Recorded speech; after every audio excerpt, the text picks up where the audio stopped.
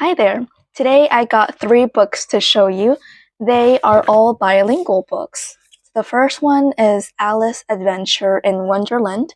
The second is Pinocchio, The Adventures of Pinocchio.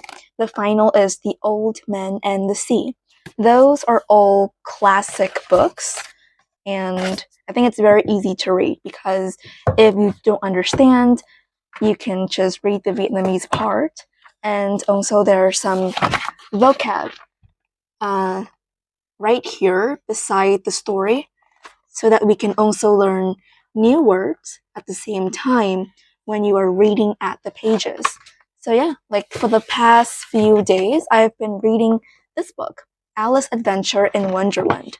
So now I'll continue to read the next chapter, which is chapter 6. So chapter 6 is Pig and Pepper. Okay, let's get started.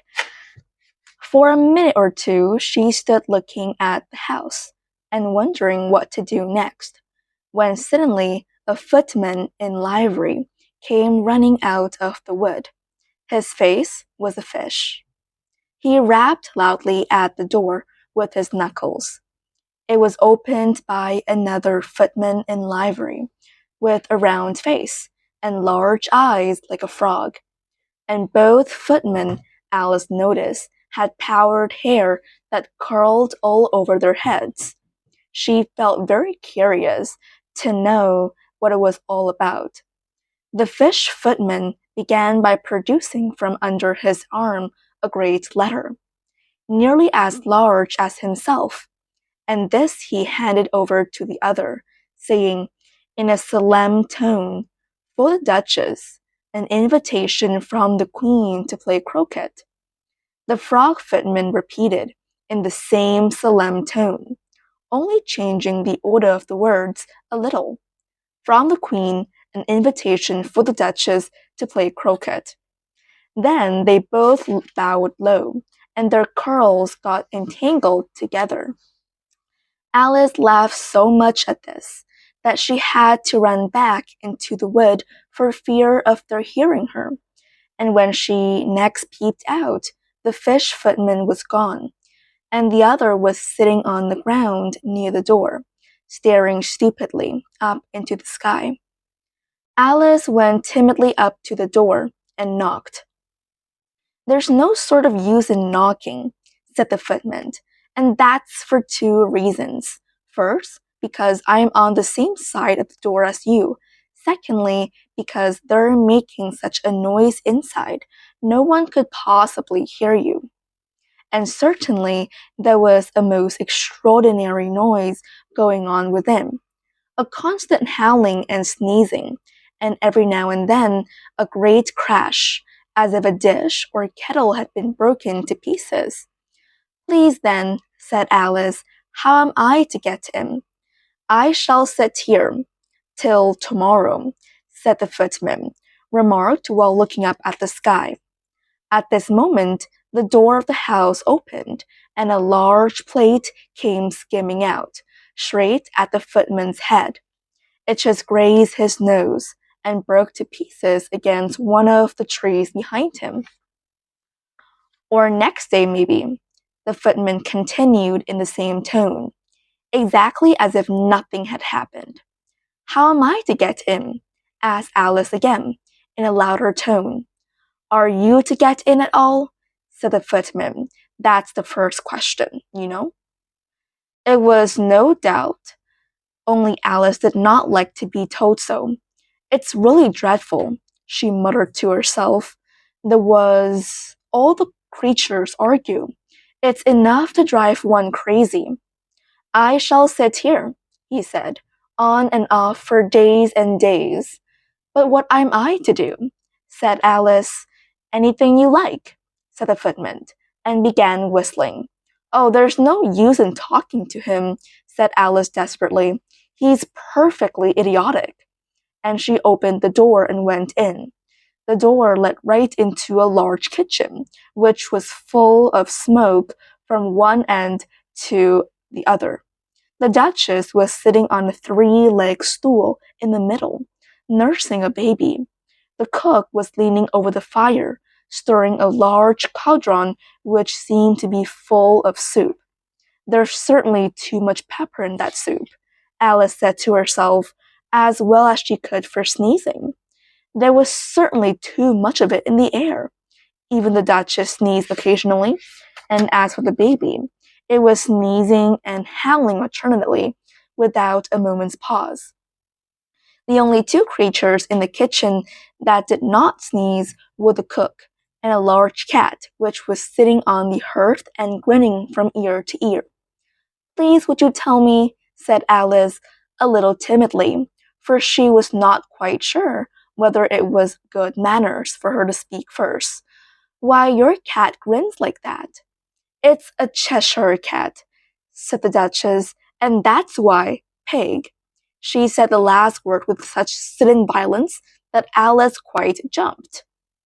But she saw in another moment that it was addressed to the baby, and not to her. So she took courage and went on again.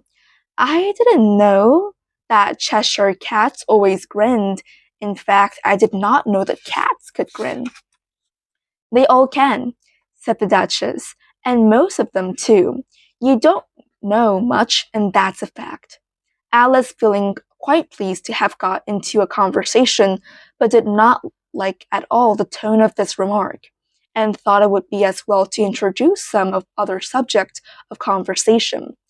While she was trying to fix on one, the cook took the cauldron of soup off the fire, and at once set to work throwing everything within her reach at the Duchess and the baby. The fire irons came first, then followed a shower of saucepans, plates, and dishes. The Duchess took no notice of them even when they hit him, and the baby was howling so much already that it was quite impossible to say whether the blows hurt it or not. Oh, please mind what you're doing, cried Alice, jumping up and down in an agony of terror. Oh, there goes his precious nose, as an unusually large saucepan flew close by it, and very nearly carried it off. If everybody minded their own business, the Duchess said in a hoarse growl, the world would go round a deal faster than it does. Which would not be an advantage, said Alice, who felt very glad to get an opportunity of showing off a little of her knowledge. Just think that work it would make with the day and night. You see, the earth takes 24 hours to turn round on its axis. Talking of axes, said the Duchess, chopped off her head. Alice glanced rather anxiously at the cook to see if she meant to take the hint, but the cook was busily stirring the soup and seemed not to be listening, so she went on again. 24 hours, I think, or is it 12? Oh, don't bother me, said the Duchess. I could never abide figures. And with that, she began nursing her child again, singing a sort of lullaby to it as she did so, and giving it a violent shake at the end of every line. While the Duchess sang the second verse of the song, she kept tossing the baby violently up and down. Here, you may nurse it a bit, if you like, the Duchess said to Alice, flinging the baby at her as she spoke. I must go and get ready to play croquet with the Queen, and she hurried out of the room. The cook threw a frying pan after her as she went, but it just missed her. Alice caught the baby with some difficulty, as it was a queer-shaped little creature, and held out its arms and legs in all directions, just like a starfish, thought Alice.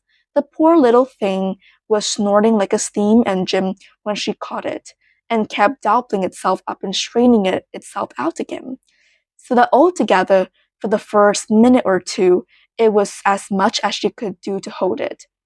As soon as she had made out the proper way of nursing it, she carried it out into the open air. If I don't take this child away with me, thought Alice, they're sure to kill it in a day or two. Wouldn't it be murder to leave it behind? She said the last words out loud, and the little thing grunted in reply. Don't grunt, said Alice. That's not at all a proper way of expressing yourself.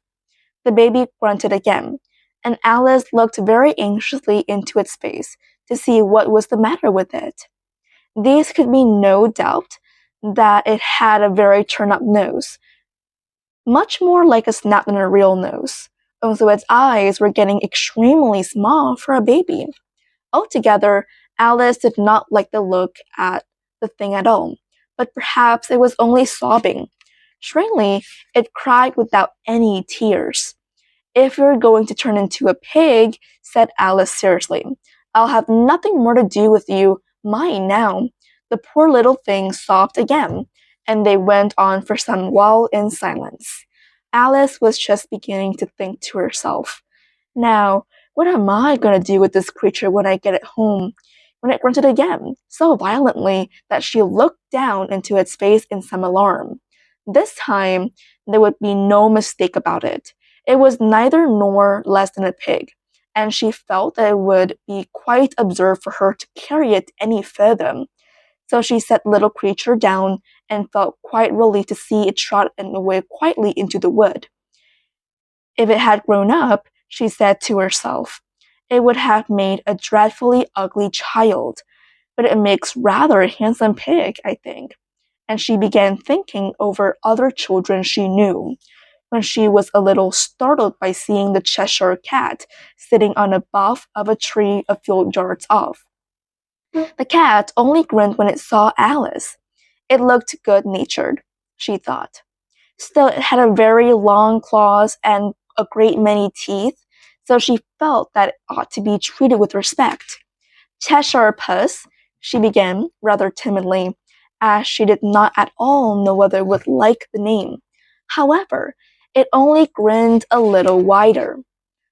Come, it's pleased so far, thought Alice, and she went on. Would you tell me, please, which way I ought to go from here? That depends a good deal on where you want to get to, said the cat. I don't much care where, said Alice. Then it doesn't matter which way you go, said the cat. So long as I remembered, Alice added an explanation. So she tried another question. What sort of people live about here? In that direction, the cat said, waving its right paw round, lives a hatter, and in that direction, waving the other paw, lives a March hare. Visit either you like, they're both mad. But I don't want to go among mad people, Alice remarked. Oh, you can't help that, said the cat. We're all mad here. I'm mad, you're mad.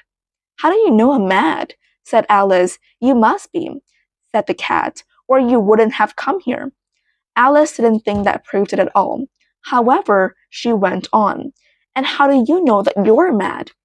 To begin with, said the cat, a dog's not mad. You see, a dog growls when it's angry and wags its tail when it's pleased. Now I growl when I'm pleased and wag my tail when I'm angry. Therefore, I'm mad. I call it purring, not growling, said Alice. Call it what you like, said the cat. Do you play croquet with the queen today? I should like it very much, said Alice, but I haven't been invited yet. You'll see me there, said the cat and vanished. Alice was not much surprised at this. She was getting so well used to queer things happening while she was still looking at the place where it had been. It suddenly appeared again. What became of the baby? Said the cat. I'd nearly forgotten to ask. It turned into a pig. Alice answered very quietly, just as if the cat had come back in a natural way. I thought it would, said the cat and vanished again. After a minute or two, Alice walked on in the direction in which the March hare was said to live. I've seen the hatters before, she said to herself. The March hare will be much the most interesting, and perhaps, as this is May, it won't be raving mad, at least not so mad as it was in March. As she said this, she looked up, and there was the cat again, sitting on a branch of tree.